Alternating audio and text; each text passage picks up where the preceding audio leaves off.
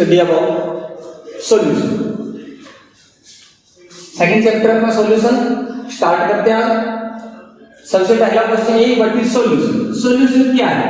Solution होता है क्या? तो सॉल्यूशन क्या होता है हमारे पास, हमने 11th क्लास में सीखा है कि solution is the homogeneous mixture of two और मोर सब्सटेंस। ये सॉल्यूशन क्या होता है? होमोजेनियस मिक्सचर होता है दो या दो से ज्यादा सब्सटेंस का, ऑफ टू और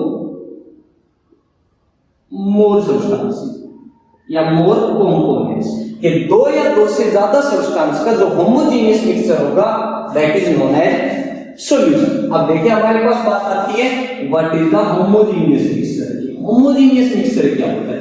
होमोजेनियस मिक्सचर क्या होता है हमारे पास?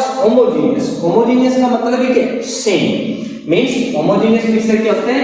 Which contain same concentration throughout the mixture, जिसके अंदर क्या हो?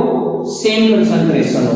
सेम कंसंट्रेशन का मतलब हमारे पास आएगा कि वो सॉल्यूशन या फिर हम कह सकते हैं कि वो मिक्सचर होगा जिसके अंदर दो या दो से ज्यादा कंपोनेंट जब मिलते हैं तो आपस में कंप्लीटली मिक्स हो जाए। फॉर एग्जांपल, अगर हम सॉल्यूशन के एग्जांपल के तौर पे ले या होमोजेनियस का एग्जांपल लें हम, तो क्या लिखेंगे? Salt in water. कि जब हम वाटर के अंदर सॉल्ट डालते हैं, कॉमन सॉल्ट जो अपना है उसको जब हम डालते हैं तो क्या होता है? कंप्लीटली मिक्स हो जाता है, that is known as homogeneous mixture. एक हमारे पास होता है हेटेरोजेनियस मिक्सचर, एक होमोजेनियस मिक्सचर और एक हेटेरोजेनियस मिक्सचर। हेटेरोजेनियस मिक्सचर क्या होता है? वो होता है जिसके अंदर कंसंट्रेशन सेम ना हो, no same concentration, which do not have same concentration throughout the mixture. के मिक्सचर के अंदर आपकी सेम कंसंट्रेशन ना है। फॉर एग्जांपल, हेटेरोजेनियस मिक्सचर का एग्जांपल क्या आ जाएगा? Sand in water, H2O। ये हमारे पास क्या होगा? हेटेरोजेनियस। तो होमोजेनियस मिक्सचर जो होंगे वही हमारे पास क्या होते हैं? सॉल्यूशन होते हैं। कि homogeneous mixture are known as solution, means जिसके अंदर कंपोनेंट कंप्लीटली मिक्स होने। अब हम सॉल्यूशन के बारे में पढ़ते हैं तो थोड़ा सा हम कुछ बेसिक टर्म्स करते हैं कि हमारे पास जो सॉल्यूशन हो जाता है, इस सॉल्यूशन के दो पार्ट होते हैं। कौन कौन से दो पार्ट आएंगे? First is the solute and second is the solvent. ये पहला हमारे पास सोल्यूट आएगा, सेकंड क्या आएगा? सॉल्वेंट होगा। देखिए सोल्यूट क्या होता है? सोल्यूट हमारे पास वो पार्ट होता है which is present in small quantity या लेस क्वांटिटी। जो लेस क्वांटिटी के अंदर हो, जो स्मॉल क्वांटिटी के अंदर हो, that is known as solute. And solvent which is present in larger quantity या लार्ज क्वांटिटी या एक्सेस। जो ज्यादा अमाउंट में होता है that is known as solvent, which is present in less quantity, और small quantity is known as solute. उसे क्या कहते हैं? सोल्यूट कहते हैं। देखिए हमारे पास जो सॉल्यूशन है इसके हम कह सकते हैं दो ही पार्ट हुए, solute and solvent. Means solution तभी बनेगा जब हमारे पास है सोल्यूट और सॉल्वेंट, और वो भी क्या होने चाहिए? होमोजेनियस, मींस कंप्लीटली मिक्स होने चाहिए। तो देखिए हम कह सकते हैं कि हमारे पास सॉल्यूशन तब बनेगा जब हम दो चीजों को आपस में मिलाते हैं। तो मिलाएंगे तो दोनों चीजों में ये होगा कि हमारे पास एक तो वो पार्ट जो मिलाया गया है और दूसरा पार्ट वो जिसके अंदर मिलाया गया है। तो हम ये कह सकते हैं कि सोल्यूट क्या होता है हमारे पास? दैट पार्ट होता है सॉल्यूशन का वो पार्ट है which is dissolved in solvent. जो सॉल्वेंट के अंदर डिसॉल्व किया जाता है उसे हम क्या कहते हैं? सोल्यूट कहते हैं। जो मिलाया जाता है, जो मिक्स किया जाता है, जो पार्ट मिलाया जाता है that is solute. And solvent क्या है? That part in which solute is dissolved. ये वो पार्ट है जिसके अंदर सोल्यूट डिसॉल्व किया जाता है, सोल्यूट इज डिसॉल्व, सोल्यूट मिलाया जाता है। तो देखिए दोनों में फर्क है, एक वो है जो मिक्स किया जाता है, जो डिसॉल्व किया जाता है। सॉल्वेंट वो पार्ट है जिसके अंदर सोल्यूट डिसॉल्व किया जाता है, जिसमें सोल्यूट मिलाया जाता है, मिक्स किया जाता है, वो क्या है? सॉल्वेंट है। तो यहां से जो करेक्ट डेफिनेशन आएगी वो तो ये आएगी हमारे पास, जबकि हम याद रखने के लिए क्या कह सकते हैं कि जो कम अमाउंट में है that is known as solute, जो ज्यादा अमाउंट में है वो सॉल्वेंट। फॉर एग्जांपल अगर हम नींबू पानी का ये एग्जांपल लें तो नींबू पानी में क्या होगा हमारे पास? तो वाटर होता है, लेमन जूस होता है हमारे पास, सोल्ट होता है, शुगर होता है। तो उनके अंदर अगर हमें सोल्यूट और सॉल्वेंट अगर ढूंढने पड़े, पता करने पड़े कि कौन से सोल्यूट है कौन से सॉल्वेंट है, तो सबसे मैक्सिमम अमाउंट में जो चीज है वो तो क्या हो गया, सॉल्वेंट। मैक्सिमम क्या होता है हमारे पास, वाटर। वाटर क्या है, सॉल्वेंट है। बचेंगे जो भी कंपोनेंट बच गए दैट आर सोल्यूट के। हमारे पास जो लेमन जूस है वो भी सोल्यूट है, हमारे पास जो शुगर आ गया वो भी सोल्यूट है, सॉल्ट डाले हमने वो भी सोल्यूट है। तो ये हमारे पास क्या देंगे, सोल्यूट एंड सॉल्वेंट। अब देखिए जब हम केमिस्ट्री में आगे चल के इस चैप्टर को पढ़ेंगे तो सोल्यूट को हम डिनोट करते हैं या तो लेटर बी से या फिर 2 से। सोल्वेंट जो डिनोट किया जाता है वो किया जाएगा या तो आपका ए से, लेटर ए या फिर 1। क्योंकि कई बार जब हम आगे न्यूमेरिकल पोर्शन जब करते हैं या फिर जब हम आगे चलेंगे अपनी कोलिगेटिव प्रॉपर्टी पढ़ेंगे या फॉर्मूले जब ड्राइव करते हैं कंसंट्रेशन के, तो उनके अंदर हम क्या लिख देते हैं, या तो WB या MB ऐसे लिख देते हैं कि WB लिख दिया या MB लिख दिया। तो इसका मतलब क्या है हमारे पास, weight of solute, molar mass of solute. या कोई भी हमने वर्ड लिख दिया जैसे RMP ऑफ A, तो इसका मतलब क्या है, relative loading vapour pressure of A means solvent. या फिर हम क्या लिख देते हैं, इनके सिंबल लिख देते हैं ऐसे कि W2 या M2। तो यहाँ पे M2 या W2 का भी मतलब वही है, wait of solute, molar mass of solute. या फिर हम लिख दें W1 या WA।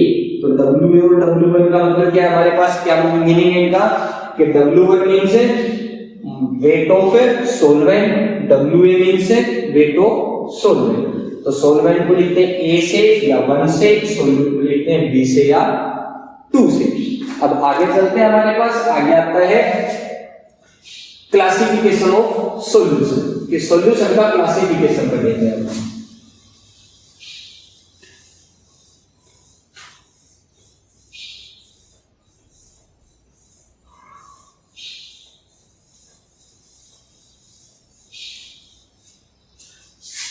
देखिए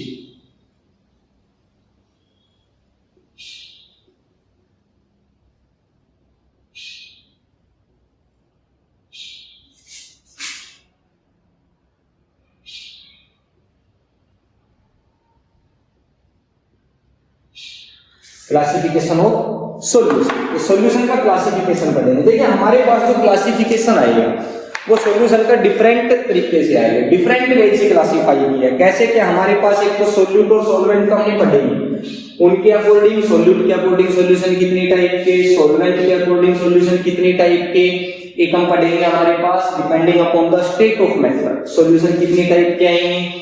एक हम पढ़ते हैं कि कंपोनेंट के अकॉर्डिंग सॉल्यूशन कितनी टाइप के आएंगे। तो डिफरेंट टाइप ऑफ सॉल्यूशन आ जाएंगे हमारे पास। चलिए शुरुआत करते हैं हम on the basis of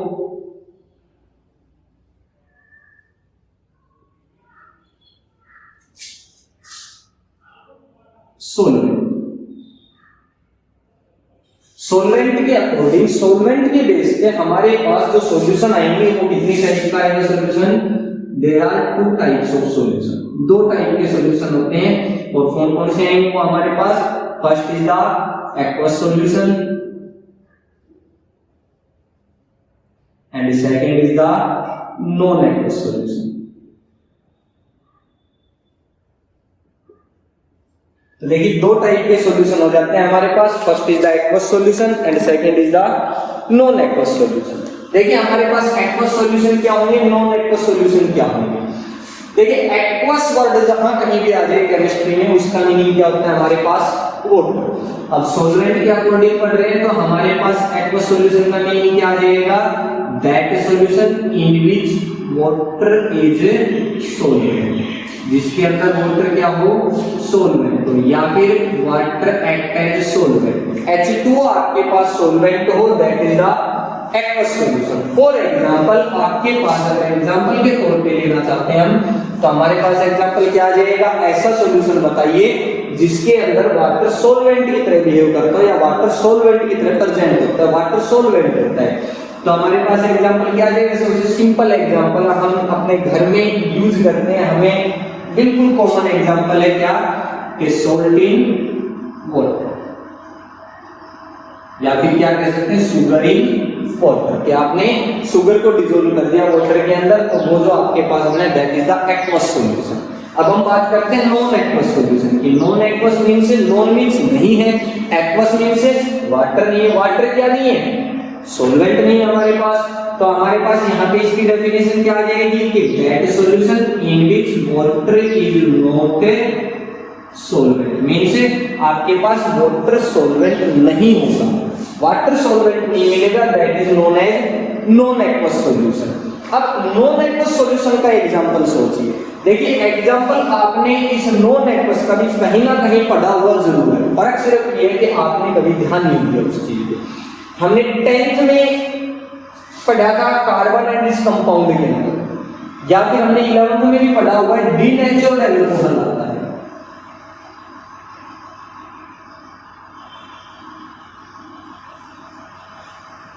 डीनेचुरल alcohol हमने बहुत अच्छे से पढ़ा हुआ इस डीनेचुरल एल्कोहल को। क्या होता है डीनेचुरल एल्कोहल?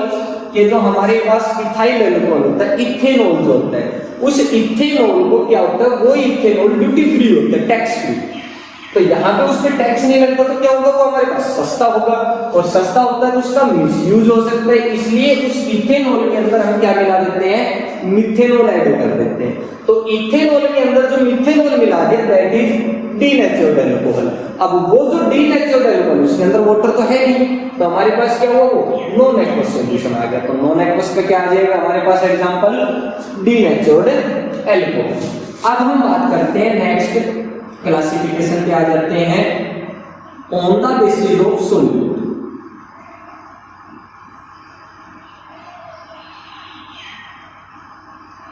अब सोल्यूट के अकॉर्डिंग हमारे पास सॉल्यूशन की type here on the basis of solute solution is also two types.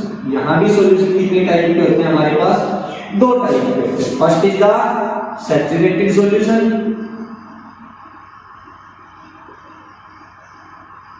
and the second is the unsaturated solution.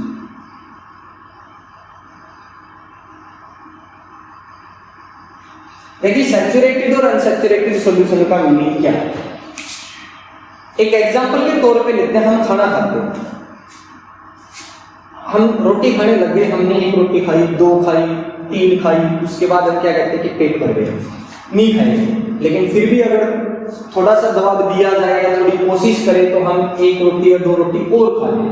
तो जब देखिए एक स्टेज हमारे पास, हम खाना खाने लग रहे हैं, एक स्टेज हमारे पास ऐसी आ जाएगी कि हम ये कहेंगे कि भाई अब बिल्कुल भी नहीं खाया जाएगा। वो जो स्टेज आ जाती है कि अब बिल्कुल बस में ही नहीं है, हमसे नहीं खाया जाएगा, that state is saturated. Means जब हमारा पेट भर गया बिल्कुल कि अब तो होगा ही नहीं जाएगा, दैट इज सैचुरेटेड स्टेट, कि हमें भूख है ही नहीं। अनसैचुरेटेड स्टेट क्या आ जाएगी कि जब तक हम वो खाना खाने लग रहे थे, हम रोटी खाने लग रहे थे, खाने लग रहे, जब तक हम खा रहे हैं तब तक क्या है, अनसैचुरेटेड स्टेट है। तो हम कह सकते हैं कि सैचुरेटेड सॉल्यूशन और अनसैचुरेटेड सॉल्यूशन क्या आ जाएगा, सॉल्यूट के अकॉर्डिंग पढ़ रहे हैं। तो सैचुरेटेड तो क्या आ जाएगी, वो स्टेट आ जाएगी जब और सॉल्यूट डिसॉल्व होना बंद हो जाए, means that solution in which no more solute can be dissolved।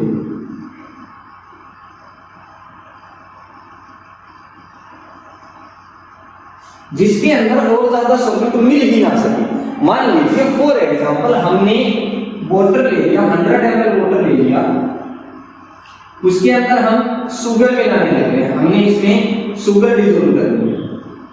अब इस शुगर को जब हम डिसॉल्व कर रहे हैं, मान लीजिए हमने शुरू में 1 ग्राम शुगर 1 ग्राम ऐड कर दिया, डिसॉल्व हो गया। फर्दर वी ऐड 1 ग्राम, इसको हमने लिया, स्टिर किया, वाटर को ऐड हो गई, डिसॉल्व हो गया।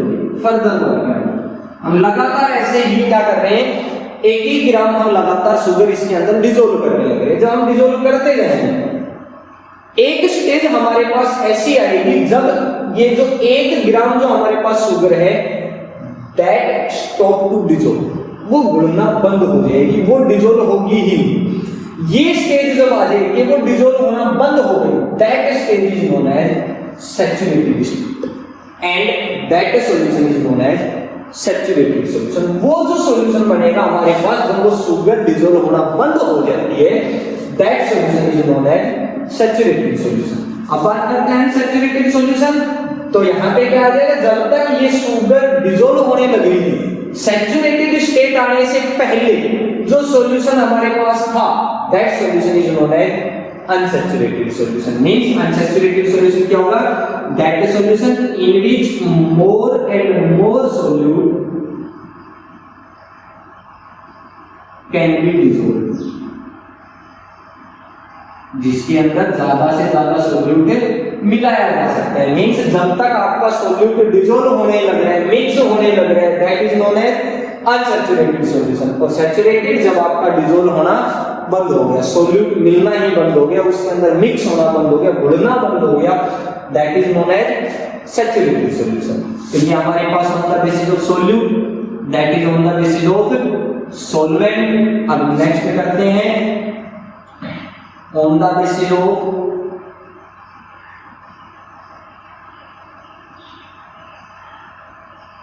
components। यहां पे भी हमारे पास मेनली हम दो ही टाइप के लेते हैं। First is the binary solution and second is the multi component solution.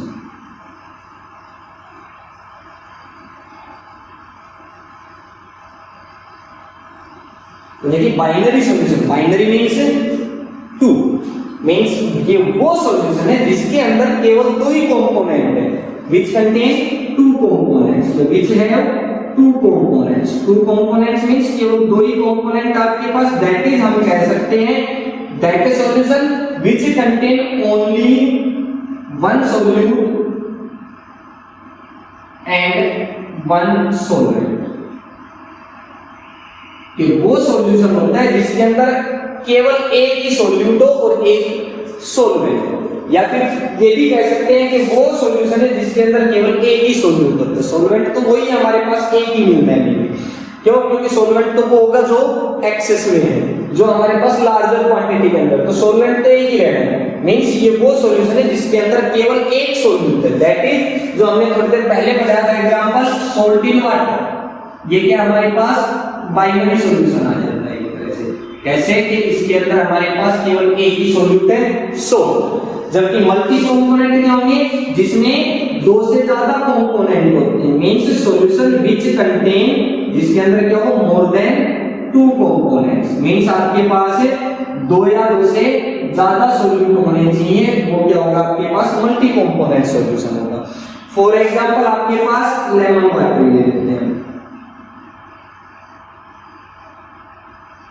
या फिर हम ये भी कह सकते हैं कि salt and sugar dissolved in water simultaneously. कि हमारे पास लेमन वाटर ले लो, ये कह लो कि सोल्ट और शुगर दोनों को हमने डिसॉल्व कर दिया वाटर के अंदर, तो वाटर सॉल्वेंट, सॉल्यूट हमारे पास दो आ गए, कौन कौन से, sugar and salt, that is multi component solution. तो ये हमारे पास तीन क्लासिफिकेशन आ जाते हैं, on the basis of solvent, aqueous and non aqueous, on the basis of solute, saturated and unsaturated, on the basis of component, binary and multi component solution. अब next चलते हैं हमारे पास on the basis of state of matter.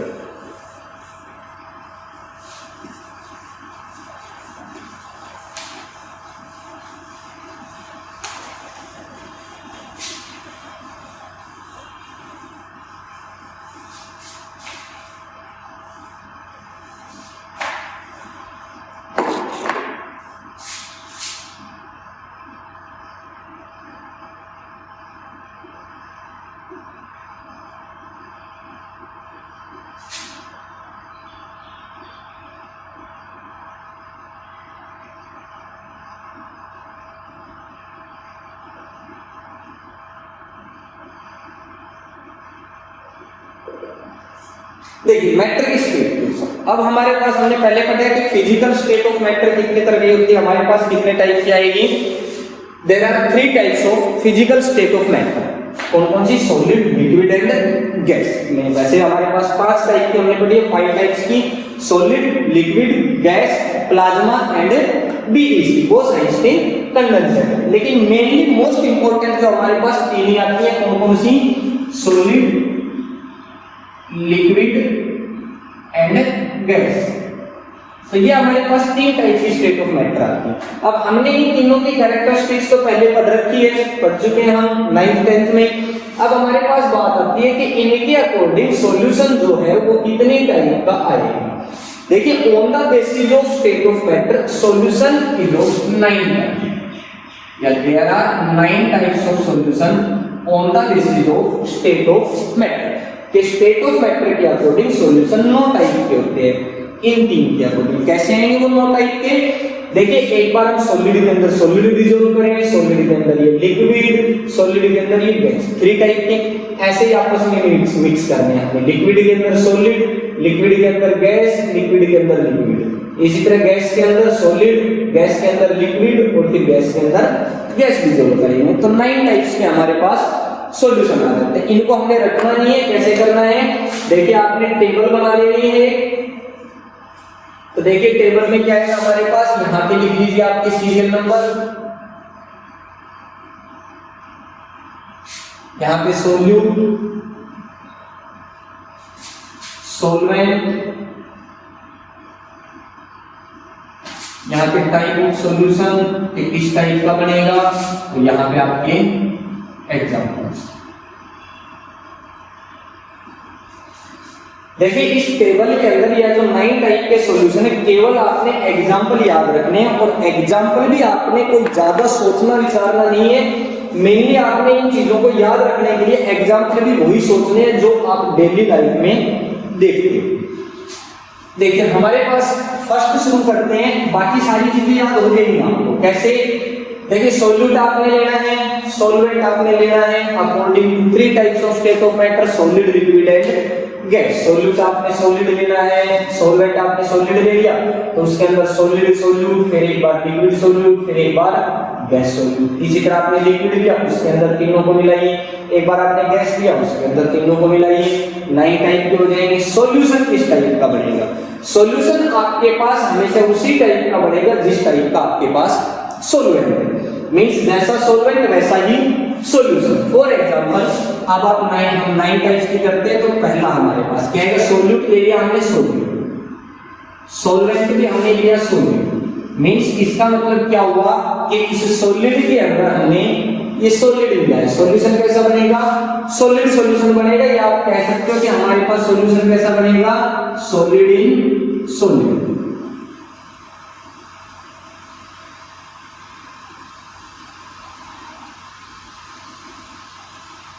या फिर simply कह सकते हैं सॉलिड सॉल्यूशन।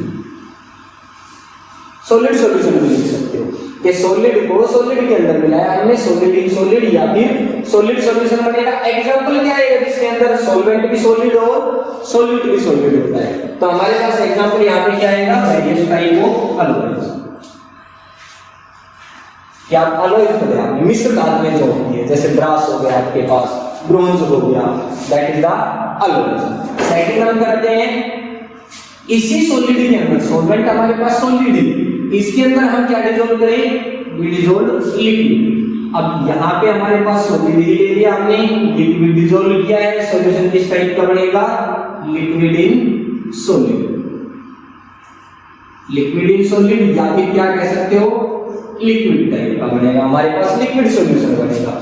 एग्जांपल क्या आ जाएगा? कोई ऐसा एग्जांपल सोचिए जिसमें आपके पास सॉल्यूट तो सॉलिड है और आपके पास सॉल्वेंट, सॉल्वेंट तो आपके पास सॉलिड है और सॉल्यूट आपके पास लिक्विड है। तो एग्जांपल आपके पास क्या आएगा?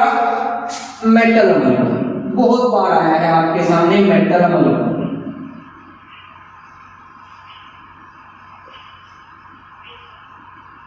मेटल अमोनियम, अमोनियम वर्ड जहां कहीं आ जाए तो उसका मतलब क्या है? मरकरी।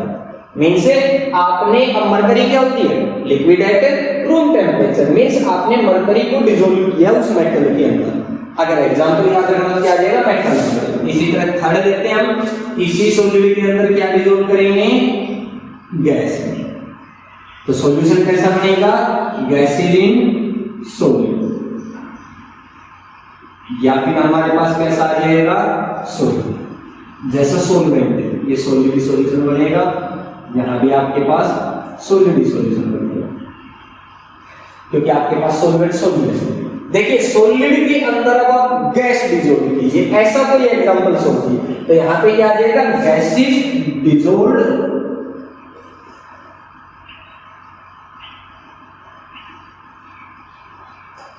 इन मिनरल्स, के जो मिनरल्स होते हैं उनके अंदर गैसेस डिजोल्व, ये वो आ जाएगा आपके पास इस टाइप का एग्जांपल। नेक्स्ट करते हैं हम फोर्थ। अब देखिए हमारे पास 3 टाइप के आ गए हैं, 3 टाइप के ये। अब हमने सॉलिड के अंदर सॉलिड लिक्विड गैस डिसॉल्व कर ली है।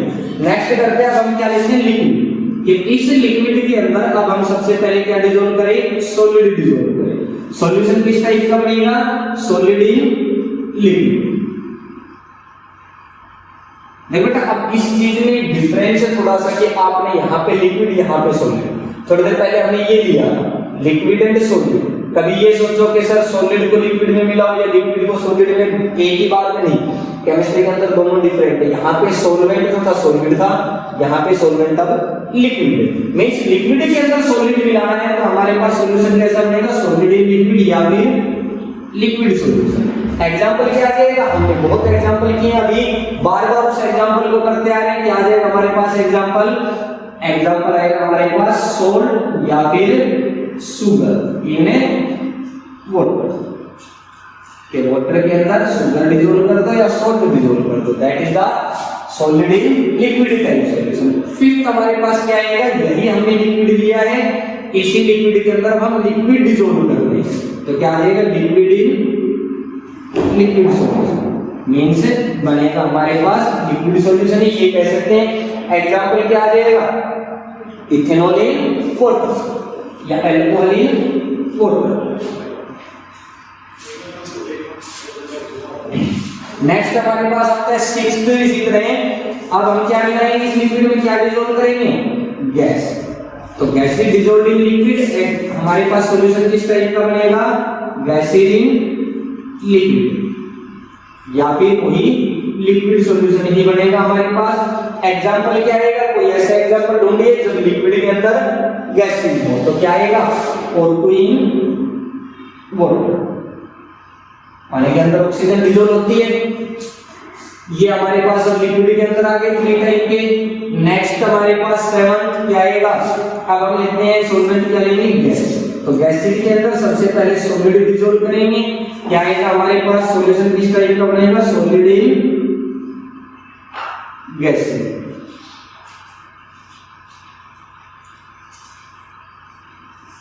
या फिर हमारे पास कैसा सॉल्यूशन बनेगा, गैसियस सॉल्यूशन बनेगा। एग्जांपल कोई भी ऐसा एग्जांपल सोचिए जब आपके पास गैस के अंदर सॉलिड होता हो। सोचिए कि कोई भी ऐसी गैस हो जिसके अंदर सॉलिड हो, क्या आ जाएंगे हमारे पास, डस्ट पार्टिकल इन एयर।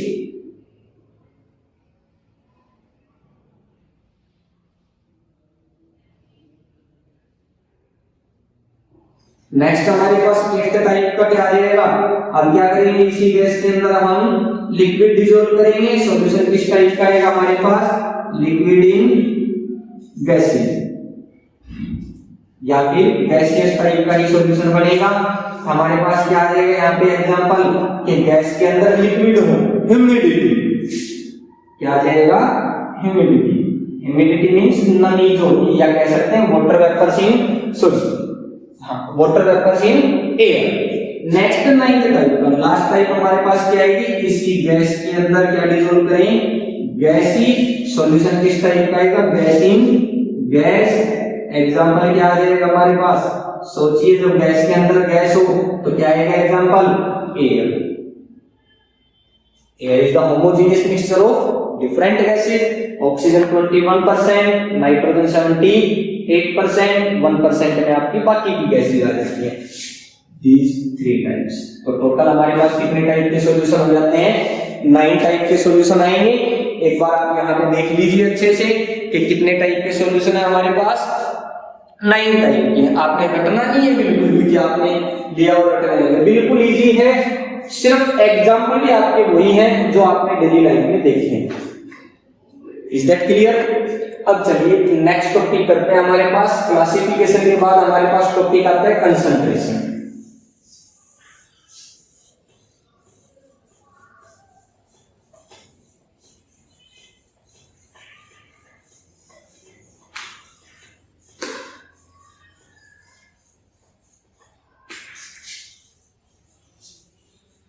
हम कंसंट्रेशन का टॉपिक करेंगे।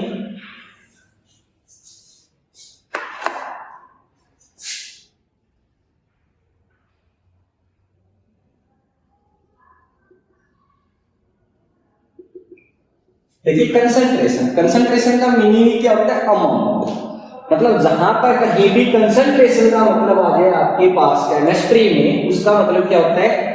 अमाउंट। कि कितना अमाउंट है आपके पास, या कितने आपके पास अमाउंट की यूनिट क्या होगी? मोल्स। मींस कितने आपके पास मोल्स हैं, कितना अमाउंट है, that is known as concentration. Means concentration क्या कह सकते हैं हम? कि amount of solute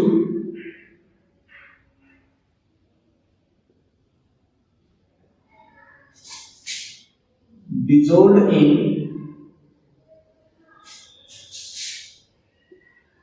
given amount of solvent. Given amount of solvent is known as concentration of solution. ये कंसंट्रेशन ऑफ सॉल्यूशन क्या होगा हमारे पास? कि कोई भी आपके पास सॉल्वेंट हो गया या आपके पास सॉल्यूशन ही हो गया, उस सॉल्यूशन के अंदर जितना अमाउंट, जितने मोल्स, जितना अमाउंट आपका सॉल्यूट का है, that is known as concentration of that solution. उस सॉल्यूशन की वो कंसंट्रेशन कही जाती है। अब जो कंसंट्रेशन है, it this concentration is measured by या एक्सप्रेस्ड बाय डिफरेंट वे। इस कंसंट्रेशन को एक्सप्रेस करने के, मेजर करने के, कंसंट्रेशन निकालने के बहुत तरीके हैं हमारे पास। वो तरीके हम बारी-बारी से पढ़ते हैं। सबसे पहला जो तरीका आता है वो आता है हमारे पास परसेंटेज।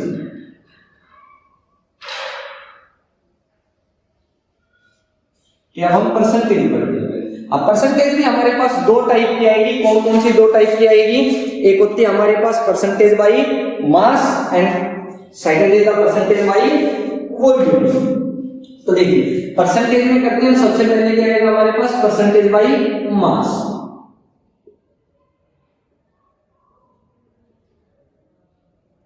परसेंटेज बाई मास का मतलब क्या है हमारे पास? परसेंटेज बाई मास हो जाता है कि अमाउंट ऑफ सोल्यूट इन मास का यूनिट क्या है हमारे पास? ग्राम या किलोग्राम। तो हम क्या कह सकते हैं? It is the amount of solute that can be the amount of solute present in,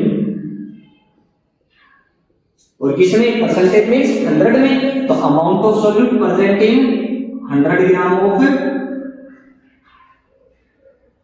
solution. कि 100 ग्राम सॉल्यूशन में जितना आपका सोल्यूट प्रेजेंट होता है, वो अमाउंट भी किसमें होना चाहिए? Amount of solute in grams. इसमें होना चाहिए आपका amount of solute in grams. के ग्राम्स में होना चाहिए आपका सोल्यूट। वो जितने ग्राम सोल्यूट आपका 100 ग्राम सॉल्यूशन में होता है, that is known as percentage by mass. Means अगर हम ये कहें कि 20% एक्वस NaOH बाई मास, हमने ये लिख दिया। तो इसका मीनिंग मतलब क्या हुआ? कि 20% aqueous NaOH by mass means, इसका मतलब क्या है हमारे पास? कि 20 gram of NaOH is present in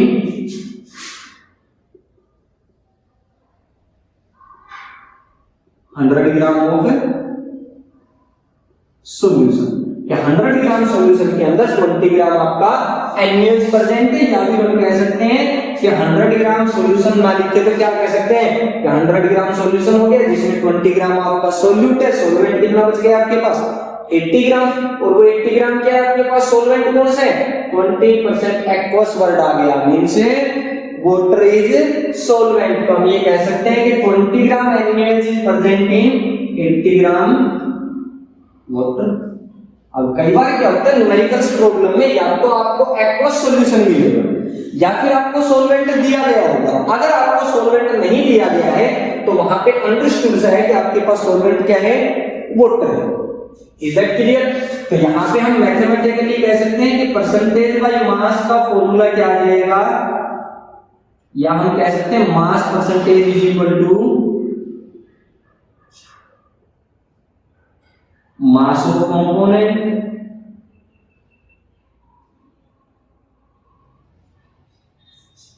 upon over total mass of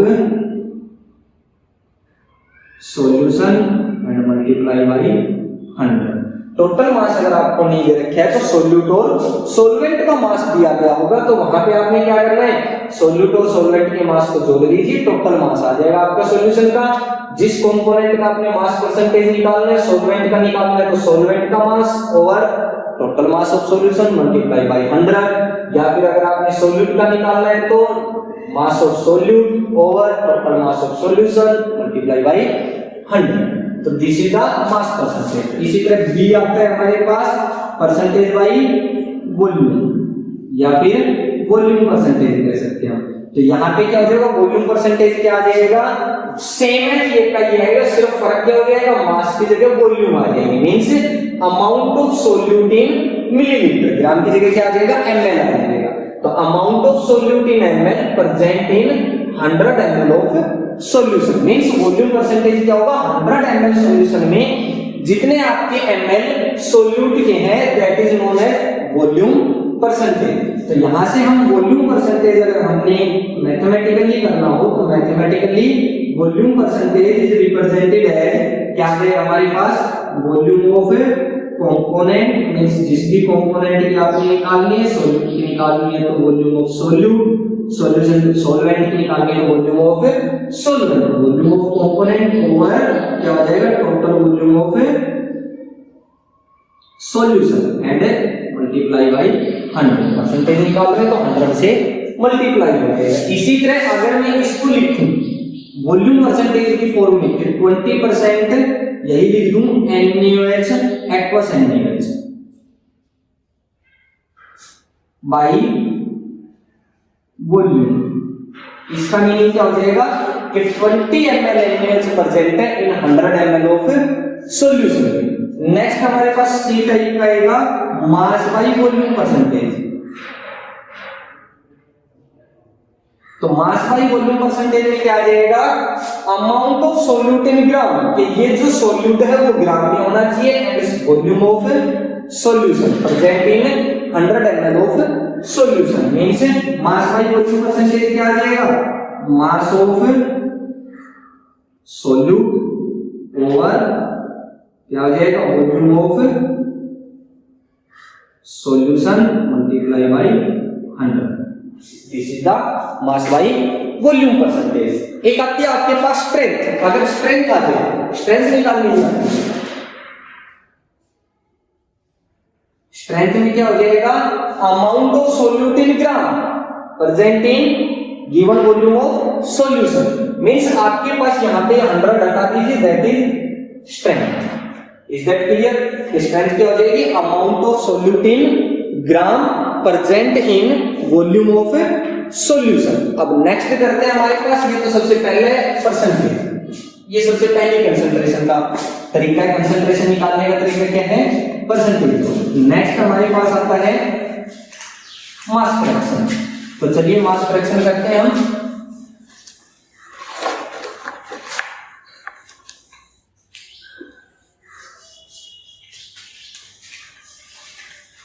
mass fraction में क्या आएगा, हमने फ्रैक्शन पढ़ा हुआ है, फ्रैक्शन क्या होता है, पी बाई क्यू की फॉर्म में। तो देखिए पी बाई क्यू की फॉर्म में हम फ्रैक्शन लिखते हैं। फ्रैक्शन क्या होता है, सिंपली अगर हम पढ़े मैथमेटिक्स में हमने पढ़ा फ्रैक्शन क्या होता है, पी बाई क्यू की फॉर्म में, कि पी बाई क्यू की फॉर्म में होता है। इस पी बाई क्यू को हम क्या लिख सकते हैं, पी रेशियो क्यू, मींस हमारे पास कह सकते हैं कि फ्रैक्शन क्या हुआ, रेशियो है, फ्रैक्शन इज द रेशियो। तो हमारे पास फ्रैक्शन के ऊपर दो टॉपिक आते हैं, mass fraction and mole fraction. तो सेकंड हम करते हैं मास फ्रैक्शन, नेक्स्ट करेंगे मोल फ्रैक्शन। देखिए मास फ्रैक्शन जो होता है, it is denoted by capital letter x। इससे डिनोट किया जाता है, ये x से डिनोट किया जाता है। और मास फ्रैक्शन क्या होता है, it is the ratio, ratio होता है ratio of mass of the component. जिस भी कंपोनेंट का आपने मास फ्रैक्शन निकालना है, उसी मास का, उसी कंपोनेंट का मास का ratio, and it is the ratio of the mass of the component to the component to the mass of the solution. कि जो सॉल्यूशन का मास होता है वो और जिस कंपोनेंट का मास फ्रैक्शन निकालना है उस कंपोनेंट का मास, इन दोनों का जो रेशियो आएगा वो क्या होगा, मास फ्रैक्शन होगा। देखिए मास फ्रैक्शन का फॉर्मूला क्या आ जाएगा हमारे पास, mathematically mass fraction is equal to क्या हो जाएगा, मास ऑफ द कंपोनेंट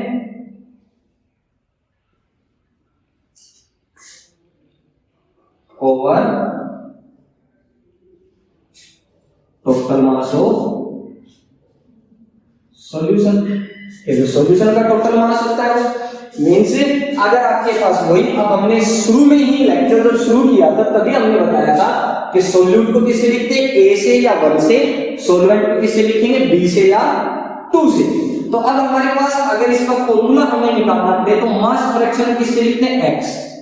ए लिख दिया मैंने means mass fraction of solvent, क्या लिख देंगे हम, is equal to mass of solvent हो जाएगा, मतलब जिस कंपोनेंट का मास फ्रैक्शन निकालना है उस कंपोनेंट का मास over total mass of solution, means x से निकालना है तो मास of A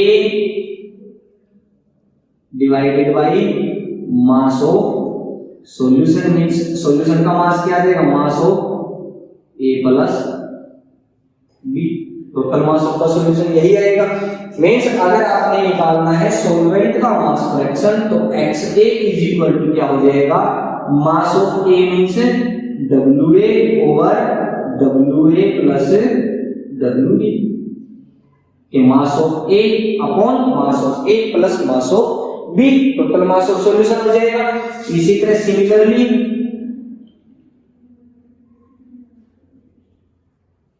XB is equal to क्या आ जाएगा हमारे पास, WB over WA plus WB means mass of B upon या over total mass of solution, this is the mass fraction. और हमेशा याद रखना, नोट दैट, नोट डाल देना अपनी नोटबुक में कि total mass fraction of solution means XA plus XB is always equal 1। Total mass of fraction जो होता है, टोटल मास फ्रैक्शन सॉल्यूशन का वो कितना होता है, 1 होता है। अब हम नेक्स्ट करते हैं मोल फ्रैक्शन।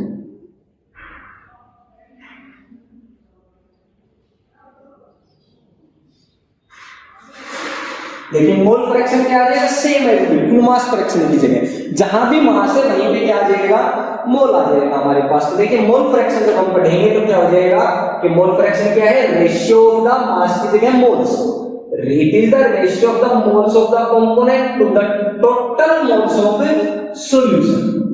यहां पे क्या था, टोटल मास का सॉल्यूशन था, यहां पे क्या आ जाएगा, टोटल मोल्स हो जाएंगे। जहां भी मास है वहीं पे मोल कर दीजिए, मींस आपके पास क्या हो जाएगा, मैथमेटिकली मोल फ्रैक्शन को लिखते हैं स्मॉल x से, means mole fraction is equal to moles of component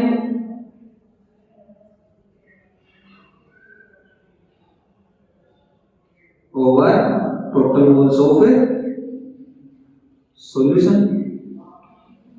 कि जो कंपोनेंट के मोल आएंगे वो over total mole of the solution, जो सॉल्यूशन के टोटल मोल होंगे हमारे पास। अब बात आती है हमारे पास के जो मोल फ्रैक्शन हो गया, ये हमने क्या लिखा है, moles of the component over total moles of the solution. अब बात आती है कि मोल्स कैसे निकलते हैं। देखिए मोल्स को जो डिनोट करने का जो तरीका होता है, मोल्स किससे डिनोट किए जाते हैं, m से। तो हमारे पास यहाँ पे अगर हमें मोल निकालने हैं तो mole means m, n is equal to क्या होता है हमारे पास, given mass by molar mass. Formula यही है, एग्जाम में पढ़ा था, given mass by molar mass. Means given mass को किससे लिखते हैं हम, W से, एंड मोलर मास को किससे लिखते हैं, कैपिटल M से। तो ये हमारे पास n निकालने का फॉर्मूला है। टोटल मोल्स हमारे पास क्या हो गए, जो सॉल्यूशन के आएंगे, मतलब सॉल्यूट के मोल्स प्लस सॉल्वेंट के मोल्स। अगर हम वही करना है कि हमारे पास यहां से हमें निकालना है XA, XA means mole fraction of solvent, X means mole fraction और A मींस क्या आएगा हमारे पास, A मींस सॉल्वेंट। तो हमारे पास XA इज इक्वल टू क्या आ जाएगा कि XA is equal to mole fraction निकालना है किसका, सॉल्वेंट का। तो XA इज इक्वल टू क्या आएगा, moles of A Na over Na plus Nb means A के मोल्स ओवर A के मोल प्लस B के मोल के A और B के मोल ऐड कर दीजिए, टोटल मोल्स आ जाएंगे।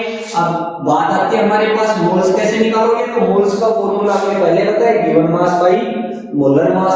तो अगर हम XA को और सिंपली लिखें तो हमारे पास क्या आ जाएगा, मोल्स ऑफ A के मोल क्या आएंगे, WA by MA means A का गिवन मास ओवर A का molar mass divided by Na का formula WA over MA plus Nb का formula WB over MB। Similarly XB अगर हमें कैलकुलेट करना हो, मोल फ्रैक्शन ऑफ सॉल्यूट निकालना हो, तो क्या आ जाएगा, NB over Na plus NB। इसी तरह हमारे पास और सिंपली लिखना चाहे तो XB इक्वल टू क्या हो जाएगा हमारे पास, XB इक्वल टू NB का फॉर्मूला क्या हो जाएगा, WB over MB divided by WA। Na का फॉर्मूला क्या है, WA over MA plus NB का WB over NB। Is that clear?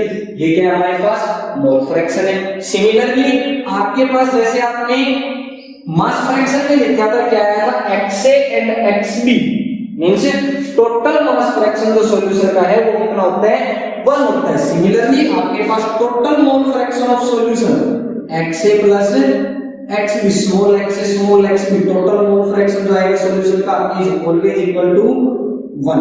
Note कर लेना, नोट डाल के लिख लेना अपने फेयर नोटबुक में। तो ये हमारे पास आ जाते हैं mass fraction and mole fraction. अब चलिए अब हम आगे नेक्स्ट करते हैं, क्या है हमारे पास, परसेंटेज वाला हो गया, स्ट्रेंथ हो गई, मास फ्रैक्शन, मोल फ्रैक्शन।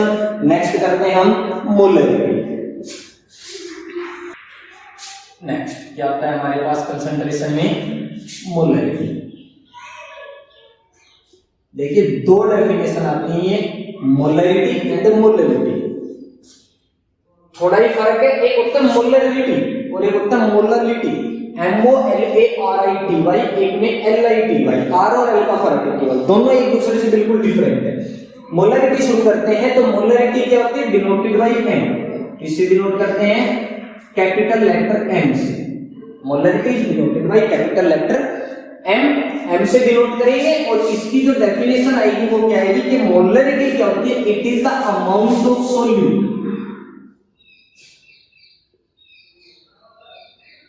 या ये कह सकते हो कि it is the amount of solute in moles, या सिंपली हम लिख सकते हैं कि इट इज डिफाइंड एज, कैसे लिख लीजिए, it is defined as moles of solute dissolved in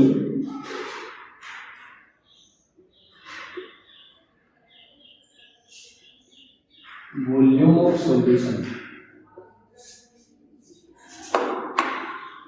या फिर कह सकते हैं हम कि क्या होता है हमारे पास मोलरिटी, कि 1 लीटर सॉल्यूशन के अंदर volume of solution in 1 litre भी लिख सकते हो, या फिर डिसॉल्व्ड इन पर लीटर ऑफ सॉल्यूशन भी लिख सकते हो, कि 1 लीटर सॉल्यूशन के अंदर जितने सॉल्यूट के मोल्स मिलाए जाते हैं, 1 लीटर कोई भी हमारे पास सॉल्यूशन हो गया, उसके अंदर उस 1 लीटर सॉल्यूशन में जितने सॉल्यूट के मोल प्रेजेंट हैं, 1 लीटर सॉल्यूशन हो गया, उसमें जितने सॉल्यूट के मोल प्रेजेंट हैं, that is known as molarity. Means molarity को हम क्या लिख सकते हैं mathematically, molarity M is equal to क्या हो जाएगा हमारे पास, M is equal to moles of solute over volume of solution, और वो भी किसमें, इन लीटर। क्या आपने सॉल्यूशन की वॉल्यूम किसमें लेनी है, लीटर के अंदर लेनी है। मान लीजिए अगर आपके पास सॉल्यूशन जो है वो मिलीलीटर में, if solution is in millilitre. अगर आपके पास सॉल्यूशन मिलीलीटर में है तो मिलीलीटर में तो क्या आ जाएगा, m is equal to moles of solute over solution in millilitre, या फिर volume of solution in millilitre. और मिलीलीटर को लीटर में चेंज करेंगे तो डिवाइडेड बाय 1000 से डिवाइड करेंगे, लीटर में चेंज हो गया क्योंकि डेफिनेशन हमारे पास क्या, volume of solution in litre. Litre के अंदर आपके पास वॉल्यूम होनी चाहिए, तो 1000 से डिवाइड कर दिया, 1000 से क्या हो गया, सॉल्यूशन लीटर में आ गया, और 1000 ऊपर जाके क्या हो जाएगा, मल्टीप्लाई, तो multiply by 1000। Is that clear? अब यहां से हम कह सकते हैं कि molarity m is equal to क्या आ गया, फॉर्मूला लिखोगे तो सॉल्यूट के mole NB, volume of solution V, और फिर मैं क्या लिख देता हूं सॉल्यूशन नीचे और मल्टीप्लाई बाय 1000। NB का फॉर्मूला क्या आ जाएगा हमारे पास मोल से निकालने का, WB ओवर MB। तो हम क्या कह सकते हैं, M इज इक्वल टू क्या आ जाएगा हमारे पास, WB over MB multiply by 1000 over volume of solution. Is that clear? Unit क्या आ जाएगी हमारे पास मोलरिटी की, यहीं से देख लेते हैं हम, मोल्स ऑफ सोल्यूट मींस ये तो खुद ही यूनिट है, अमाउंट की यूनिट है moles, volume of solution in litre means क्या आ जाएगा हमारे पास यूनिट, मोल ओवर लीटर। क्या हो जाएगा हमारे पास, मोल पर लीटर या mole litre inverse. Is that clear? तो ये आ जाती है हमारे पास मोलरिटी। इसी तरह नेक्स्ट करते हैं molarity.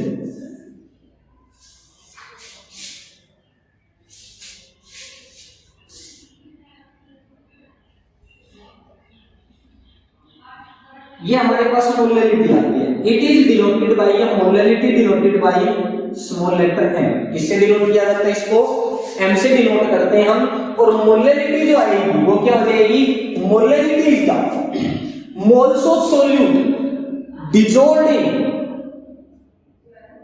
Amount of solution in kilogram. क्या आपके पास सॉल्यूशन का मास होना चाहिए किलोग्राम के अंदर। मीन्स हम कह सकते हैं कि molarity m is equal to क्या लिख सकते हैं हम, कि मोल्स ऑफ सोल्यूट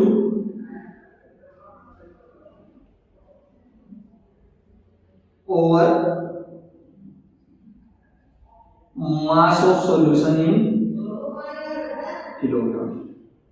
कि सॉल्यूशन का मास किसमें होना चाहिए, किलोग्राम में होना चाहिए। यहां से हमारे पास वही क्या हो जाएगा कि अगर आपके पास सॉल्यूशन ग्राम के अंदर है तो क्या हो जाएगा, m is equal to moles of solute NB over mass of solution in kilogram. Solution क्या हो जाएगा, सॉल्यूशन नहीं आएगा, सोल्वेंट आ जाएगा, कि moles of solute over mass of सोल्वेंट in kilogram. एक तो होती है वॉल्यूम ऑफ सॉल्यूशन, और यहां पे क्या आएगा, मास ऑफ सोल्वेंट इन किलोग्राम। थोड़ी सी मिस्टेक हो गई, क्या आएगा, मोलरिटी क्या होती है, it is the moles of solute, solute के मोल्स होते हैं dissolved in mass of सोल्वेंट in kilogram. कि सोल्वेंट किसमें होना चाहिए आपका, किलोग्राम में होना चाहिए। मींस NB ओवर सोल्वेंट का मास क्या होगा, WA, तो NB ओवर WA। और अगर आपके पास ये किलोग्राम की बजाय ग्राम में है तो WA/1000 मल्टीप्लाई हो जाएगा ऊपर जाके। और ज्यादा इसको एक्सपेंड करना चाहो तो m इज इक्वल टू हमारे पास क्या आ जाएगा, यहां से m is equal to NB का फॉर्मूला क्या होगा, WB over MB, WB over MB multiply by 1000 over WA। This is the formula of molarity. And molarity की यूनिट क्या आ जाएगी, मोलरिटी का मोल्स ऑफ सोल्यूट, मोल्स तो है हमारे पास, मोल्स, और नीचे क्या है, सोल्वेंट in kilogram, means moles over सोल्वेंट का अमाउंट किलोग्राम में है। मींस क्या आ जाएगा आपके पास यूनिट, मोल्स पर किलोग्राम या mole kilogram inverse. That is the molarity. Is that clear? अब नेक्स्ट जो लास्ट जो हमारे पास टॉपिक बच गया कंसंट्रेशन में, वो क्या है, नॉर्मलिटी। पहले इसको लिख लीजिए, बेशक से उतार लीजिए। नेक्स्ट हमारे पास आता है नॉर्मलिटी, कर लीजिए इसको।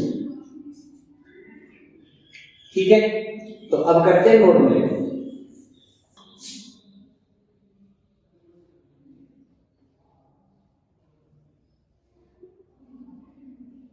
Normality is denoted by capital letter N, N से डिनोट की जाती है। और इसकी जो डेफिनेशन आएगी वो क्या आएगी कि नॉर्मलिटी इज डिफाइंड है, क्या डिफाइंड डेफिनेशन आएगी कि it is defined as moles gram equivalent of solute, defined as gram equivalent of solute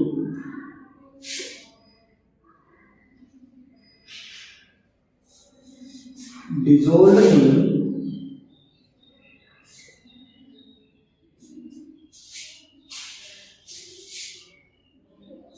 volume of solution, कि आपके पास जो सॉल्यूशन की जो वॉल्यूम दे रखी है लीटर के अंदर, उस volume of solution in litre लिखने ना लीटर जरूर आएगी यहाँ पे। कंसंट्रेशन के टॉपिक में यही एक चीज है बस कि सॉल्यूशन की जो वॉल्यूम आएगी वो किसमें आएगी, लीटर में आएगी। तो gram equivalent of solute dissolved in volume of solution in litre, एक लीटर यानी वॉल्यूम जो दे रखी है सॉल्यूशन की, उस सॉल्यूशन के अंदर जितने ग्राम इक्विवेलेंट होते हैं सॉल्यूट के, जितने सॉल्यूट के ग्राम इक्विवेलेंट आएंगे वो उसकी क्या होती है, नॉर्मलिटी होती है। Means mathematically normality is equal to क्या आ जाएगा, फॉर्मूला बनाना चाहे तो gram equivalent of solute over क्या आ जाएगा हमारे पास, volume of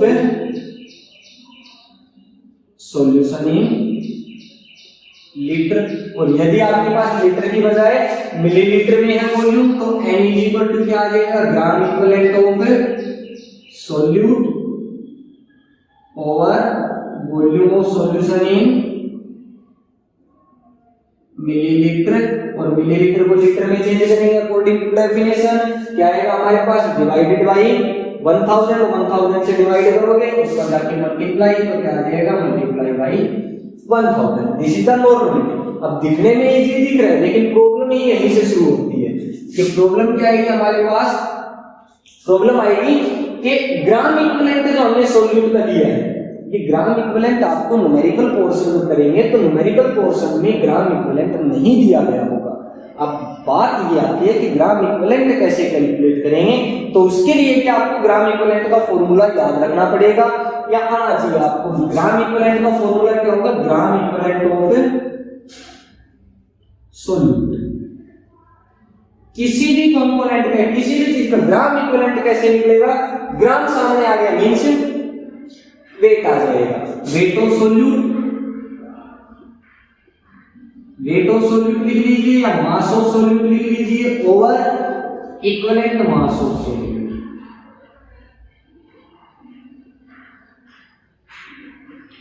equivalent mass calculate करना है आपने। अब बात ये आती है ग्राम इक्विवेलेंट क्या हो जाएगा, wait of solute over equivalent mass of solute. अब वेट तो आपको दिया गया होगा, बात आती है इक्विवेलेंट मास ऑफ सोल्यूट, ये आपने फिर से कैलकुलेट करना होगा। तो इसके लिए आपको फॉर्मूला पता होना चाहिए। अब वेट ऑफ सोल्यूट को हम किससे लिखते हैं, डब्ल्यू से। अब इक्विवेलेंट मास ऑफ सोल्यूट की बात आती है तो इक्विवेलेंट मास ऑफ सोल्यूट क्या आ जाएगा कि इक्विवेलेंट मास ऑफ सोल्यूट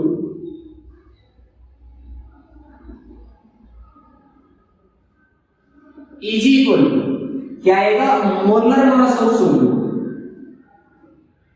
या किसी भी कंपोनेंट का या किसी भी चीज का इक्विवेलेंट मास निकाल रहे तो मोलर मास ओवर।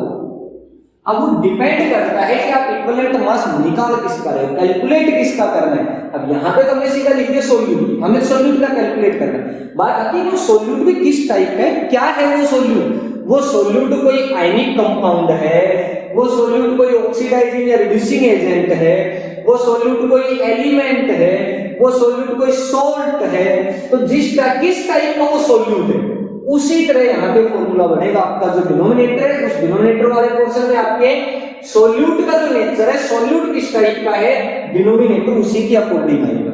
कि यदि आपके पास यहाँ पे अगर आपको सोल्यूट का इक्विवेलेंट मास निकालना है तो उसका मोलर मास डिवाइडेड बाय, यदि आपका ये सोल्यूट है क्या है, अगर कोई भी आपका सोल्यूट एलिमेंट है तो एलिमेंट है तो क्या आएगा इसकी वैलेंसी।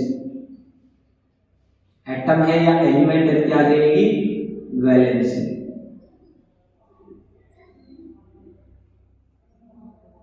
ठीक है, यदि ये कोई भी आयन है तो इसके ऊपर जो चार्ज है वो आएगा, चार्ज ऑफ आयन।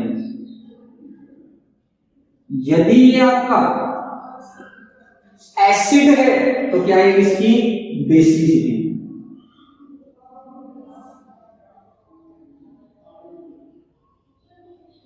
बेसिसिटी कह लीजिए, या फिर अगर आपको बेसिसिटी याद नहीं है, बेसिसिटी ऑफ एसिड वैसे तो आपको पता है, या फिर ये कह सकते हो कि अगर ये एसिड है तो कितने एच आयन रिलीज करेगा, जितने एच आयन रिलीज करेगा उतना ही क्या होगा, इसकी बेसिसिटी आएगी, बेसिसिटी ऑफ एसिड। यदि एसिड है तो उसकी बेसिसिटी, और बेस है तो उसकी एसिडिटी, मींस वो कितने OH आयन रिलीज करेगा। बेस है तो उसके OH आयन देखो कितने रिलीज करेगा, एसिड है तो उसके H आयन देखिए कितने H आयन रिलीज करेगा, आयन है तो उसके ऊपर चार्ज कितना है, यदि एटम है तो उसकी वैलेंसी कितनी आएगी।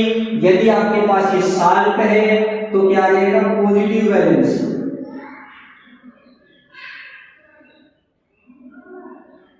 ऑफ सॉल्ट, अगर साल्ट है तो उसकी पॉजिटिव वैलेंसी, और यदि आपके पास ऑक्सीडाइजिंग और रिड्यूसिंग एजेंट मिलता है तो ये देखना आपने कितने इलेक्ट्रॉन लूज या गेन करता है।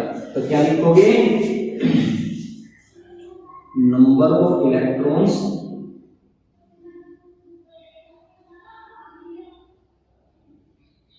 लॉस्ट और gain by oxidizing agent or reducing। Lost करता है तो रिड्यूसिंग एजेंट और गेन करता है तो ऑक्सीडाइजिंग एजेंट। तो आपने ये देखना है कि ऑक्सीडाइजिंग या रिड्यूसिंग एजेंट है, रिड्यूसिंग एजेंट है तो कितने इलेक्ट्रॉन दे रहा है, ऑक्सीडाइजिंग एजेंट है तो जितने इलेक्ट्रॉन ले रहा है उसी से डिवाइड करना है। एटम है तो उसकी वैलेंसी लिख दो मोलर मास के नीचे, आयन है तो मोलर मास के नीचे उसका चार्ज लिख दो, अगर ये एसिड है तो इसके मोलर मास के नीचे उसकी बेसिसिटी, अगर ये बेस है तो इसकी एसिडिटी मोलर मास के नीचे, ऑक्सीडाइजिंग या रिड्यूसिंग एजेंट है तो जितने इलेक्ट्रॉन एक्सचेंज हुए हैं वो लिख लीजिए। यहां से आपके पास इक्विवेलेंट मास निकल के आ जाएगा, इक्विवेलेंट मास से फिर ग्राम इक्विवेलेंट, ग्राम इक्विवेलेंट से फिर नॉर्मलिटी कैलकुलेट कर लो। अब देखिए फॉर एग्जांपल आपके पास H2SO4 ही दे दिया, अगर यही लेते H2SO4, अब यहाँ पे ये जो H2SO4 आ गया इसका इक्विवेलेंट मास अगर निकालना है तो इक्विवेलेंट मास कैसे आएगा, पहले इसका मोलर मास कैलकुलेट कीजिए, कितना आएगा, हाइड्रोजन का 1 2 हाइड्रोजन का 2 प्लस सल्फर 32 प्लस ऑक्सीजन कितना आ जाएगा 16 4 जा 64, कितने आ गए हमारे पास 4 2 6 2 8 6 3 9 98, मोलर मास 98 आ गया। Divided by equivalent mass calculate करना है, एसिड है तो क्या देख रहे हैं कितने HCl प्रोवाइड करेगा, H2SO4 कितने HCl प्रोवाइड करता है 2H positive plus SO4 2 negative, कितने HCl रिलीज किए 2, तो कितने आ गए हमारे पास 49। Is that clear, equivalent mass आ गया, इक्विवेलेंट मास से ग्राम इक्विवेलेंट, इस सॉल्यूट का आपको वेट दे रखे होगा, इक्विवेलेंट मास से डिवाइड कर दीजिए, ग्राम इक्विवेलेंट आ गया, ग्राम इक्विवेलेंट को आपने नॉर्मलिटी के फॉर्मूले में रख देना है, that is the normality. Is that clear हो जाएगा, तो दिस इज द नॉर्मलिटी। इसके ऊपर न्यूमेरिकल क्वेश्चन आएंगे आपके, न्यूमेरिकल आते हैं करके देखने बेटा, जो नहीं आते हैं समझाए जाएंगे आपको। ओके, तो करने आपने, थैंक यू।